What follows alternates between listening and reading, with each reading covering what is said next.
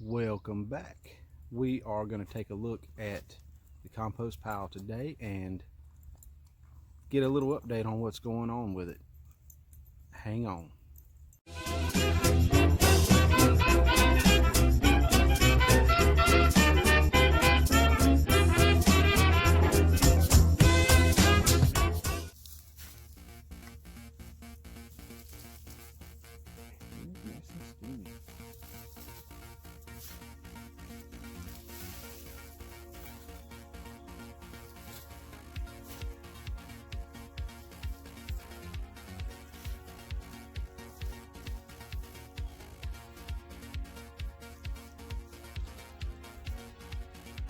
It's really hot still.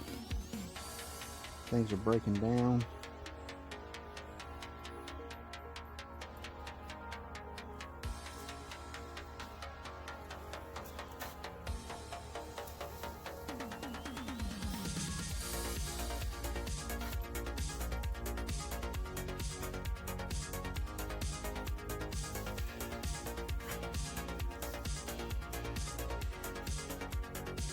That is really rich.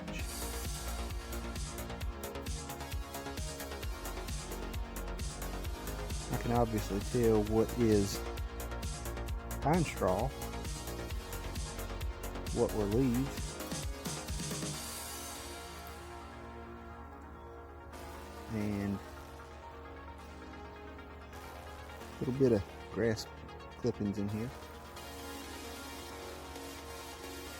We're going to get this pile turned over and take a walk around the yard and see what's popping out.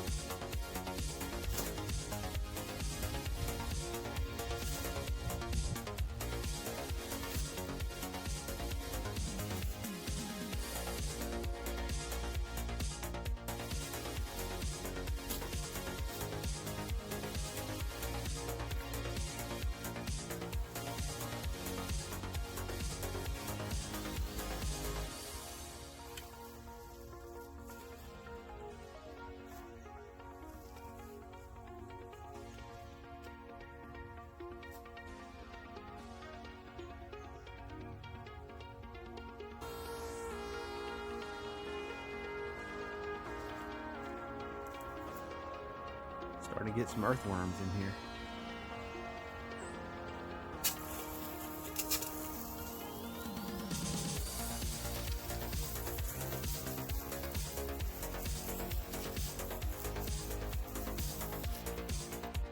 One thing I like to do is save my coffee grounds every week and throw them right into the mix.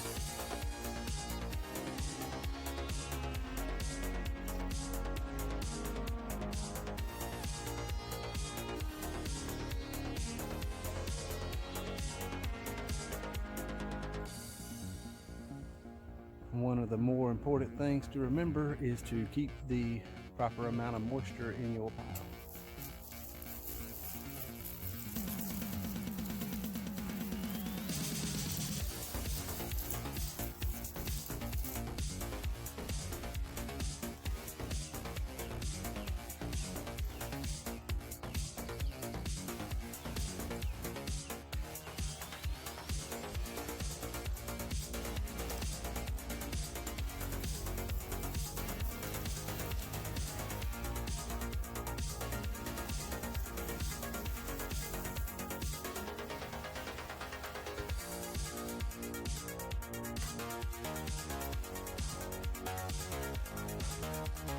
We're almost done here. I'm gonna get this cleaned up and then we're gonna take a stroll around the yard. We just got through doing the compost pile and I'm walking around the yard trying to figure out what my plan's gonna be for the next couple of weeks. And I don't even know what it's gonna be. I think we're gonna kill some weeds maybe, but yesterday was kind of interesting because I met up with a buddy of mine and I was able to get a pallet of something we call X soil. It is a soil amendment. We're going to talk about that in a future episode. But today I wanted to kind of walk around the yard and show you what I'm dealing with from a grow-in standpoint weeds, soil, everything else. Just from the top of my driveway, just kind of looking down, and this entire strip right here, just about right here is the property line, and it goes on down there. Well, this whole side here is covered in shade. It's really compact, uneven, a lot of undulation, a lot of runoff coming in from the clay spot there that just flows right down and across the driveway. This entire strip here holds water all winter long. We're going to come in and we're going to do a leveling project. We need to kind of start the season off with trying to get rid of some of this POA. We've hit it with Monument one time and it killed some of it. It killed a lot of your cool season broadleaf, but there is a ton of POA still out here. I just don't know what my next step is in this process. I might try to hit it with Monument again. Got a little bit of fescue in the backyard that was left over from a couple of years ago and when I seeded in the shady areas. But just as I'm walking along here, I'm looking at the yard and a lot of moisture problems. But what we're going to do is we're going to come in and do a real heavy aeration and put out about half of my X soil and aerate again the same day and put the other half out. I think I need to make a couple applications of some enhanced lime. We got to get that pH needle moving back up a little bit. Other than that, it's we're going to be on a carbon earth schedule, what I'm going to call it, basically an 818 X green, all summer long, all growing season long. But I've got a lot of landscaping to do. You know, if you look back here at my landscaping, I've got trash everywhere. The flower beds are just loaded with pine straw and leaves from the wintertime, pine cones. But I do have a lot of landscape plants that are less than 3 years old, and that's another focus of mine this year, is to baby these things on and get them growing. A lot of peonies in the landscape, a lot of dahlias, a lot of hydrangeas, fragrant tea olives, things of that nature. Forsythias, crepe myrtles everywhere.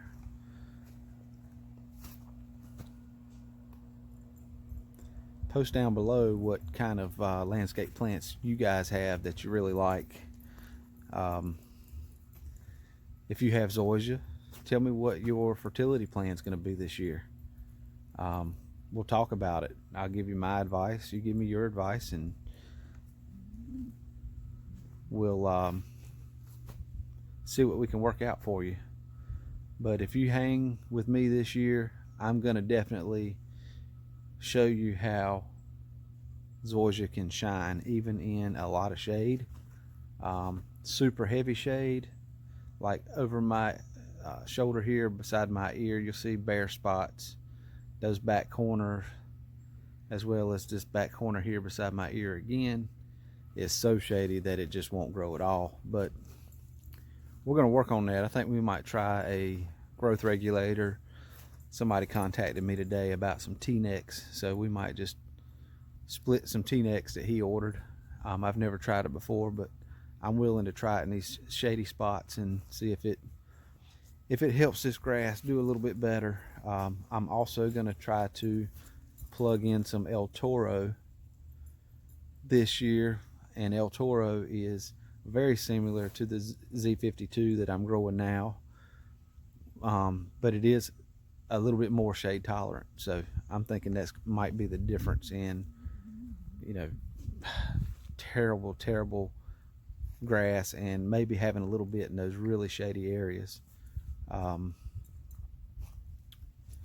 that's all I have for this week. I'm thinking next weekend we might do some spraying depending on the temperature and the moisture that we get this week. It's definitely starting to warm up, and I'm pretty sure you can't see the green hue to the grass out here, but it's definitely starting to break dormancy. And my neighbor's Bermuda has not moved at all, so it's still just as brown as it can be. And that's something else that kind of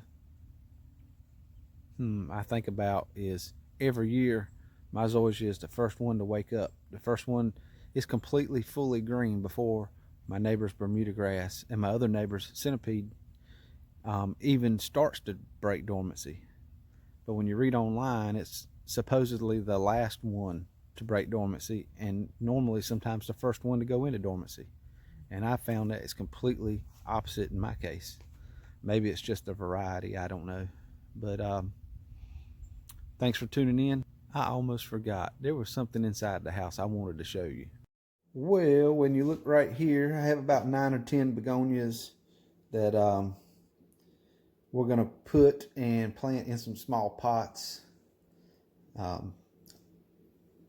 We tend to like to sell some things that we grow, but we are going to sell some of these begonias. And guess what else I have?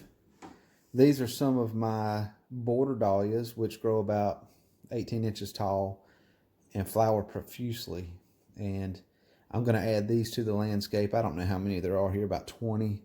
But I've got tons and tons that are still in the ground from last year. I just hope they survive the winter, all this moisture we've had. I'm going to move you over and show you my grow setup. All right, so this is part of my grow setup. I've got some plug trays in here I'm doing some experimentation with. But in the next couple of weeks, I'm going to have hundreds upon hundreds of heirloom tomatoes that we're going to try to move this spring. So hang on, stick with us, and we will show you how to grow tomatoes from seeds. So that was my grow setup and kind of what I'm doing right now indoors. I'll show you a little bit more on that stuff as we progress towards the spring here. Things are starting to warm up, but we still have some freezing temperatures at night. So stick with me this season, and I'm going to show you a lot about zoysia, and you can see just how mediocre it looks in the wintertime. Really weak and sparse. I did cut it low. A lot of POA in here. So stick with us, and we're going to show you how to grow some pretty zoysia grass. Catch you next time.